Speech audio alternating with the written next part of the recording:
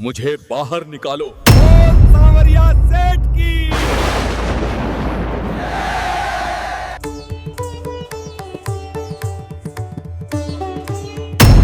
पास के कुएं से पानी निकाल और कड़ाही में डाल दे।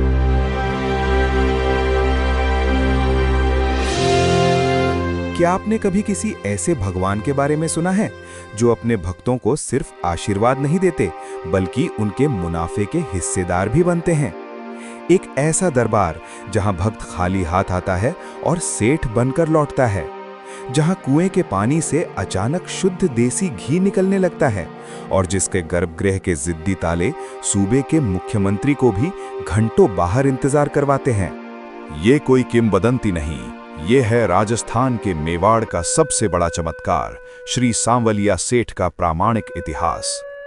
आज हम जानेंगे कि कैसे 15 फीट गहरी जमीन में 250 सालों तक दबी एक मूर्ति भारत के लाखों व्यापारियों की सबसे बड़ी आध्यात्मिक पार्टनर बन गई। अगर आप अपने जीवन में सफलता का रहस्य ढूंढ रहे हैं तो इस महागाथा को बिना पलक झपकाए अंत तक देखिएगा, क्योंकि शायद आपकी किस्मत की चाबी इसी कहानी में छिपी है। इतिहास के पन्ने पलटें तो ये गाथा शुरू होती है शौर्य, भक्ति और बलिदान की पावन भूमि मेवाड़ से। समय था विक्रम संवत 1584। मेवाड़ के पराक्रमी अधिपति राणा संग्राम सिंह यानी राणा सांगा बाबर से हुए भयंकर युद्ध के बाद परलोक सिधार चुके थे। दूसरी ओर भक्त शिरोमणि मीराबाई के जीवन में भी दुखों का पहाड़ टूट पड़ा था। विवाह के कुछ ही वर्षों बाद उनके सांसारिक पति भोजराज का निधन हो गया और जल्द ही उनके माता पिता भी परलोक सिधार गए। महल की उस भारी चार दीवारी में मीराबाई पूर्णतः अकेली रह गई थीं।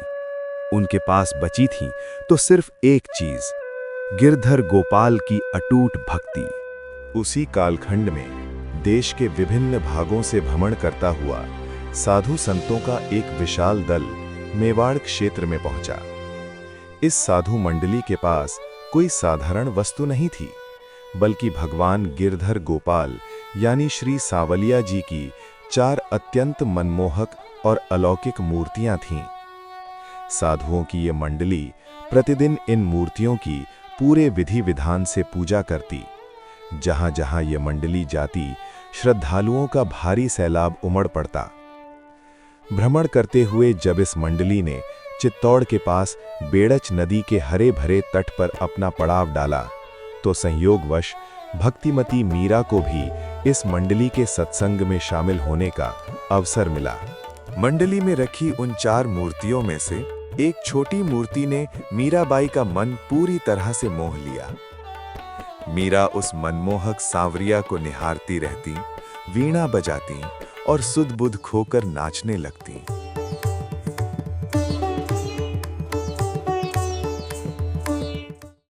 संतन संग बैठ बैठी मेरे तो बस एक ही है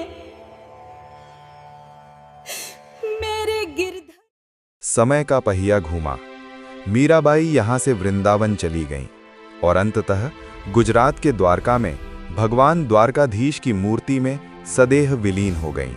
इधर मीरा को मंत्रमुग्ध करने वाली उस छोटी मूर्ति सहित 4 मूर्तियों को लेकर संत दयाराम के नेतृत्व में साधुओं की वो टोली अपना भ्रमण करती रही।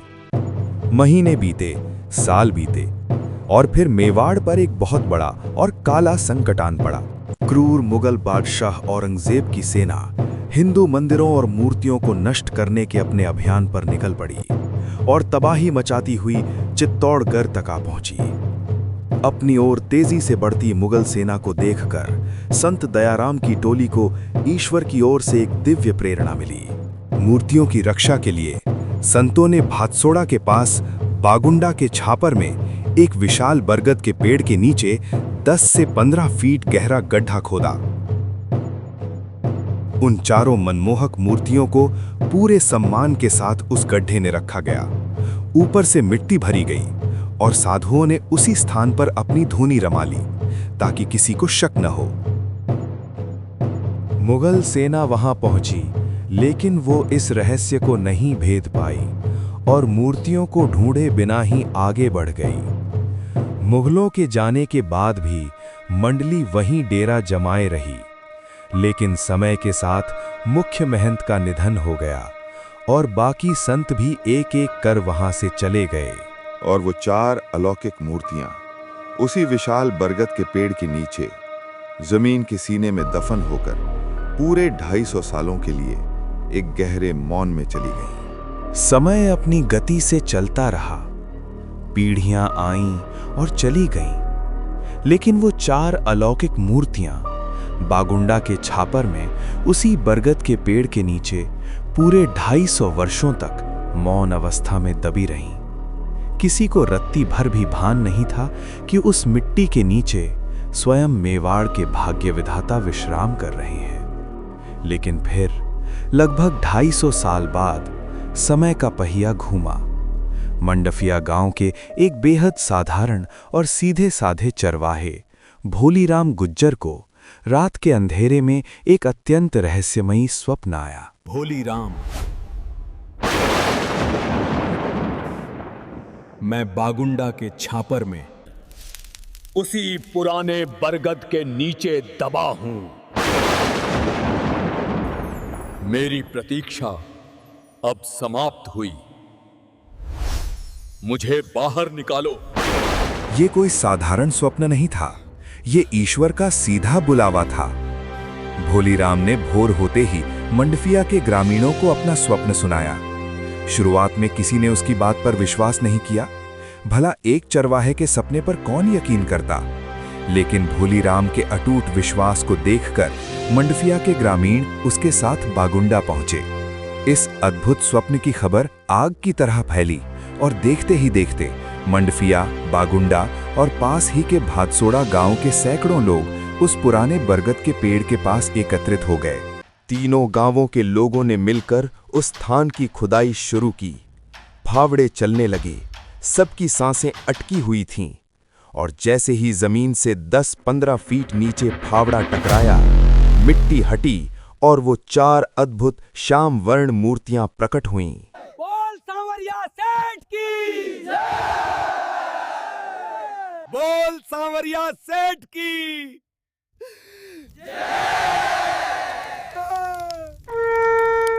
उपस्थित जनसमूह आश्चर्यचकित रह गया। भोलीराम का सपना सच हो चुका था, लेकिन दुर्भाग्यवश खुदाई के दौरान फावड़ा लगने से उन 4 में से एक मूर्ति खंडित हो गई, जिसे पूरे सम्मान के साथ उसी गड्ढे में वापस रख दिया गया। शेष 3 अलौकिक मूर्तियों को प्राकट्य स्थल से बाहर निकाला गया। तीनों गांवों के लोगों ने आपस में विचार विमर्श किया और एक ऐतिहासिक निर्णय लिया गया। एक मूर्ति को उसी प्राकट्य स्थल यानी बागुंडा में स्थापित किया गया, दूसरी मूर्ति को भादसोड़ा गांव ले जाया गया और तीसरी सबसे मनमोहक और सुंदर मूर्ति, जिसने कभी भक्त मीरा का मन मोहा था, उसे मंडफिया के निवासी भारी धूमधाम और जयकारों के साथ अपने गांव ले आए। शुरुआत में श्री सांवलिया जी की उस अद्भुत मूर्ति को मंडफिया में भक्त भोलीराम गुर्जर के घर में परिंडे यानी पानी रखने के स्थान के पास अस्थायी रूप से स्थापित किया गया। लेकिन सांवरिया सेठ के चमत्कारों की गाथा किसी 4 दीवारी में कहाँ छिपने वाली थी। 16वीं शताब्दी के उत्तरार्ध में इन चमत्कारों की गूंज मंडफिया की सीमाएं पार कर दूर दूर तक फैलने लगी। दर्शनार्थियों का भारी सैलाब उमड़ने लगा। श्रद्धालुओं की अपार भीड़ को देखते हुए मंडफिया और आसपास के 16 गांवों के प्रमुख लोगों ने विचार किया और मूर्ति को भोलीराम के परिंडे से हटाकर पास ही के एक कुएं के समीप एक कच्चा मंदिर बनाकर पूरे विधि विधान से स्थापित कर दिया। यहां से शुरू हुआ मेवाड़ के सबसे बड़े सेठ का साम्राज्य। आय और ख्याति इतनी तेजी से बढ़ी कि वर्ष 1956 में 16 गांवों के 65 सदस्यों को मिलाकर एक ट्रस्ट बनाया गया। 1961-62 में उस कच्चे मंदिर की जगह एक विशाल पक्के मंदिर ने ले ली और 1980 के दशक में उसमें कांच का बेहद खूबसूरत काम किया गया। मंदिर में आने वाले दान और भक्तों की अटूट आस्था का ये आलम था कि 3 दिसंबर 1981 को राजस्थान सरकार को स्वयं इस मंदिर का अधिग्रहण करना पड़ा और श्री सांवलिया जी मंदिर मंडल की स्थापना हुई। और फिर आया वर्ष 2000, जब गुजरात के प्रसिद्ध अक्षरधाम की तर्ज पर लगभग 50 करोड़ रुपए की लागत से एक ऐसे भव्य और अलौकिक मंदिर का निर्माण शुरू हुआ, जिसने मंडफिया को पूरे भारत के नक्शे पर एक स्वर्ण अक्षरों में दर्ज कर दिया। भव्य मंदिर तो बन गया, लेकिन श्री सांवलिया सेठ के चमत्कारों की असल गाथा तो अभी शुरू हुई थी।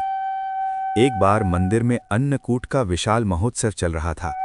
तीर्थयात्रियों की अपार भीड़ उमड़ पड़ी थी।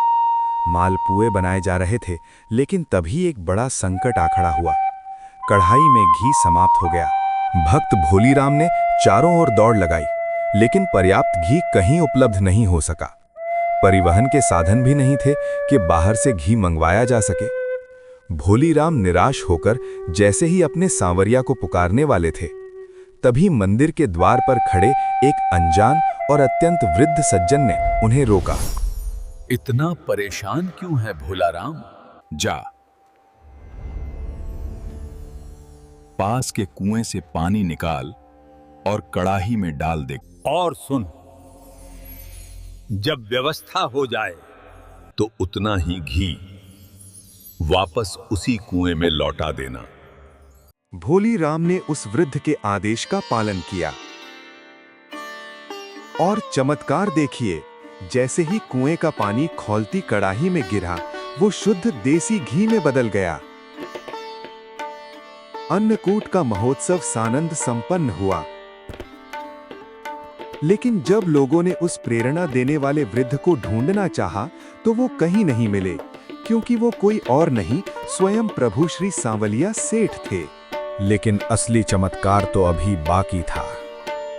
जब व्यवस्था होने के बाद भोलाराम ने उतना ही शुद्ध घी वापस उस कुएं में डाला, तो वो घी पानी की सतह पर तैरने की बजाय उसी पानी में विलीन हो गया। आज भी गर्भगृह के दाहिनी ओर दक्षिण दिशा में स्थित उस कुएं को पूरी दुनिया घी कुआं के नाम से पूजती है।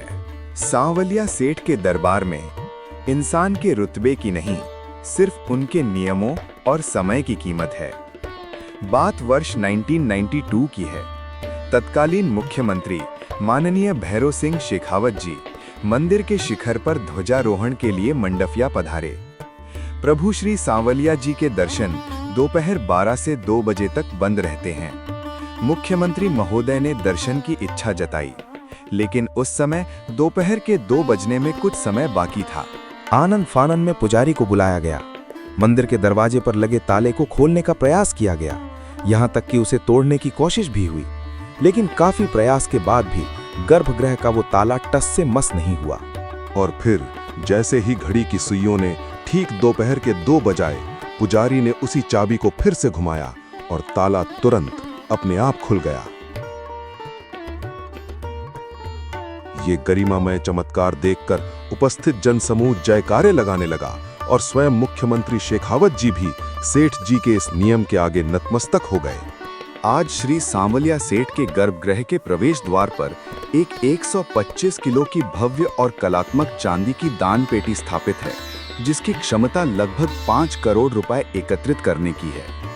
प्रत्येक कृष्ण पक्ष की चतुर्दशी को जब बैंक अधिकारियों और मंदिर बोर्ड के सामने ये पेटी खुलती है, तो हर माह 1 करोड़ रुपए से भी अधिक का दान निकलता है। लेकिन ये अपार धन सिर्फ तिजोरियों में नहीं भरता। यहाँ जितना पैसा बढ़ता है, खर्च कम होता है, क्योंकि ये दरबार है भारत के सबसे बड़े सेठ का। ये पैसा सीधे समाज के काम आता है। गरीबों के मुफ्त इलाज के लिए शिविर लगते हैं। चित्तौड़गढ़ के सरकारी अस्पताल के निर्माण के लिए 2.5 करोड़ का अनुदान दिया गया है।